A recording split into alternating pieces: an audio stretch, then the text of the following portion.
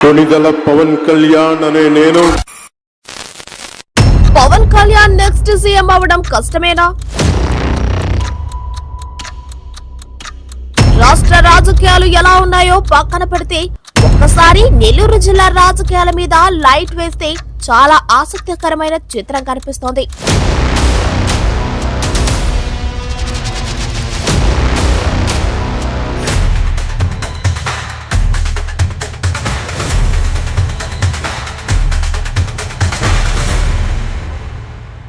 ఒకప్పుడు ఈ జిల్లా పూర్తిగా వైసీపీ గడియారంలోనే తిరిగింది. 10కి 10 అసెంబ్లీ స్థానాలు జగన్ పార్టీ ఖాతాలో పడ్డాయి. అంటే నెల్లూరు జిల్లా పూర్తిగా ఒకే పార్టీకి అడ్డాగా మారిపోయింది.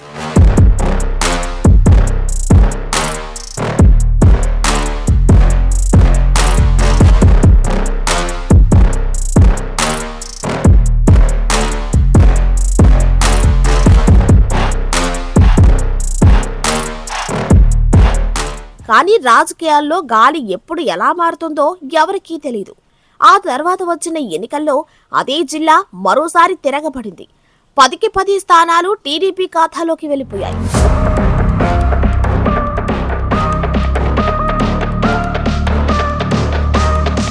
అక్కడి వరకు అన్ని రాజకీయ గేమ్లానే కనిపిస్తాయి. కానీ అసలు ప్రశ్న ఇప్పుడు మొదలవుతుంది. కూటమిగా ఎన్నికల్లో పోటీ చేసినప్పుడు కూడా నెల్లూరు జిల్లాలో ఒక్క సీటు కూడా జనసేనకు రాలేదు. 10 స్థానాలు పూర్తిగా టీడీపీకి వెళ్లిపోయాయి.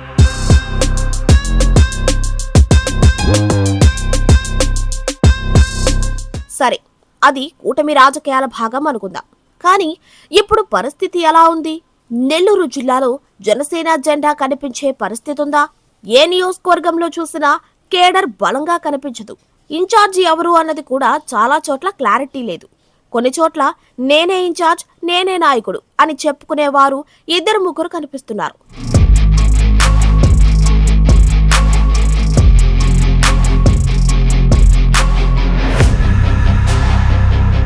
కానీ గ్రౌండ్ లెవెల్లో మాత్రం పార్టీ నిర్మాణం కనిపించడం లేదు.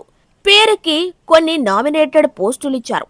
కానీ అవి పార్టీ బలోపేతానికి ఉపయోగపడుతున్నాయా లేదా కేవలం పదవుల వరకే పరిమితమైపోయాయా అన్నది కూడా జిల్లాలో చర్చగా మారింది.